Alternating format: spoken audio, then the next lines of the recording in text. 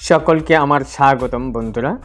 আজকের গল্পটি শুরু হতে যাচ্ছে একটি কলেজ থেকে, যেখানে ফাইনাল পরীক্ষার রেজাল্ট দিতে আর মাত্র কিছু সময় বাকি।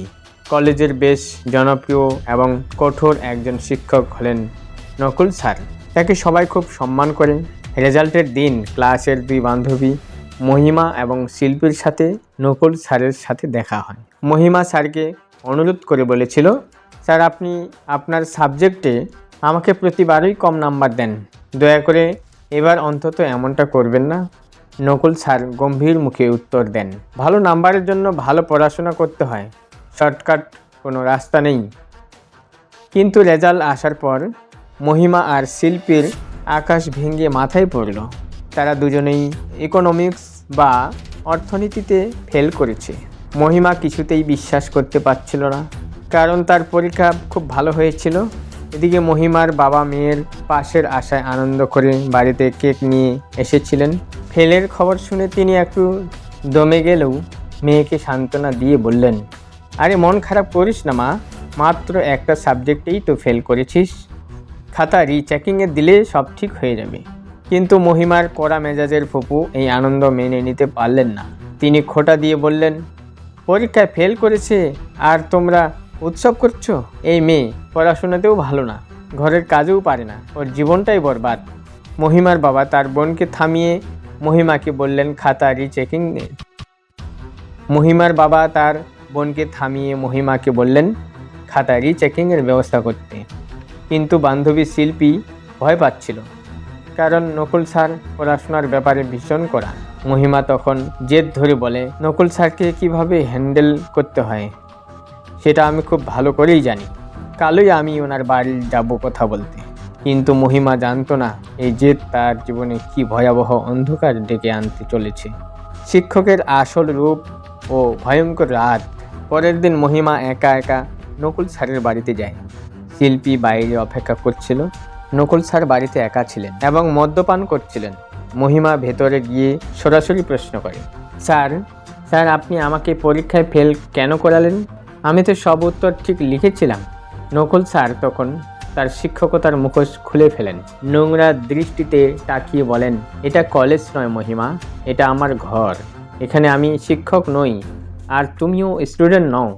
তিনি মহিমার গায়ে হাত দেওয়ার চেষ্টা করেন এবং বলেন, পুরো কলেজ আমাকে পূজা করে, তুমি যদি আমাকে একটু খুশি করতে পারো তবে তোমাকে এই কলেজের টপার বানিয়ে দেব। 3 দিন সে ঘর থেকে বের হয়নি, কারো ফোন ধরেনি। অবশেষে তার বাবা এবং বান্ধবী শিল্পী তার এই অবস্থার কারণ জানতে চাইলে মহিমা কাঁদতে কাঁদতে সব সত্যি বলে দেয়। শুনে ফুফু উল্টো মহিমাকে দোষ দিয়ে বলেন, মেয়ে ছেলে হয়ে একা পুরুষের বাড়ি যাওয়ার কি দরকার ছিল? এখন মুখ বন্ধ রাখো, সমাজে আমাদের বদনাম হবে। কিন্তু মহিমার বাবা মেয়ের এই অন্যায় মেনে নিতে পারলেন না।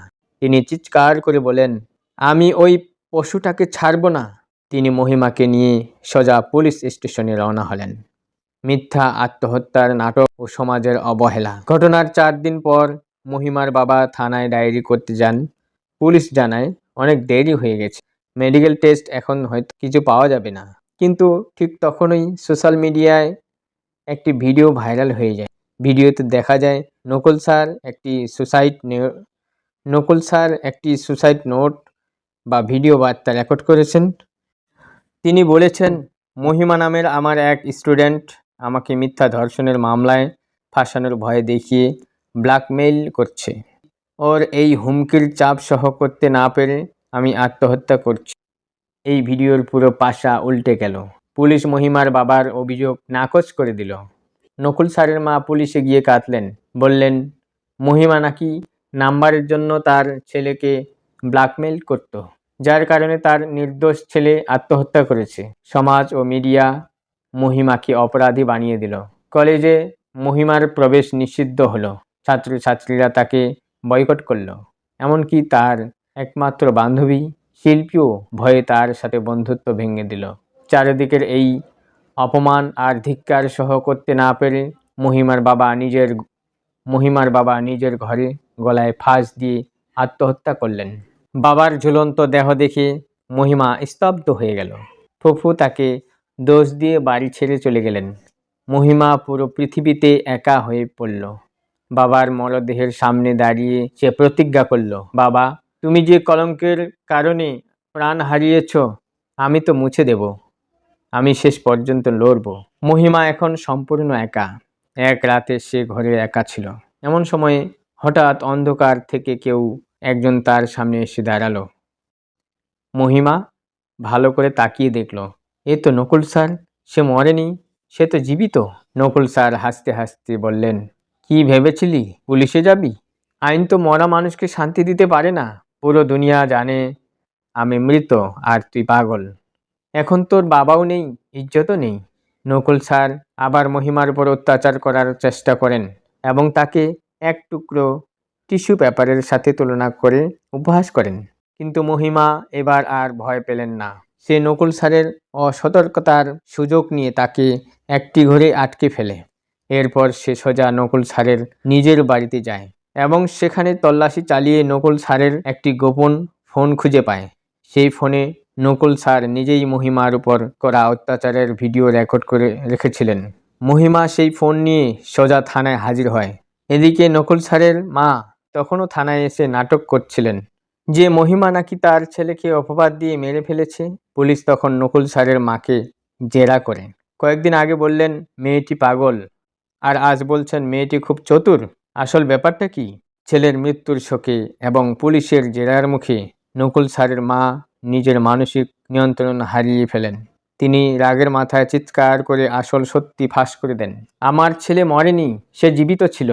ধর্ষণের মামলা থেকে বাঁচতেই আমি আর আমার ছেলে মিলে এই আত্মহত্যার মিথ্যা নাটক সাজিয়েছিলাম। কিন্তু গত রাতে এই মেয়েটাই আমার ছেলেকে গুলি করে মেরে ফেলেছে। নকুল স্যারের মায়ের এই স্বীকারোক্তির মাধ্যমে পরিষ্কার হয়ে গেল যে নকুল স্যার আসলে জীবিত ছিলেন এবং আত্মহত্যার নাটক করেছিলেন। আর গত রাত্রে মহিমা নিজের আত্মরক্ষার্থে এবং বাবার অপমানের প্রতিশোধ নিতে সেই পশুকে নিজের হাতেই শেষ করে দিয়েছে। নকুল স্যারের মাকে পুলিশ গ্রেপ্তার করে এবং মানসিক হাসপাতালে পাঠায়। মহিমা তার বাবার ছবির সামনে দাঁড়িয়ে চোখের জল মুছে মনে মনে বলল, বাবার সামনে দাঁড়িয়ে চোখের জল মুছে মনে মনে বলল, বাবা, আজ সমাজে নিজের ভুলের জন্য লজ্জিত, সত্যের জয় হয়েছে। বন্ধুরা, এই গল্প আমাদের শেখায় যে অপরাধী শুধু প্রভাবশালী হোক না কেন, সত্যকে কখনো চাপা দিয়ে রাখা যায় না। গল্পটি ভালো লাগলে অবশ্যই লাইক এবং সাবস্ক্রাইব করতে ভুলবেন না। ধন্যবাদ।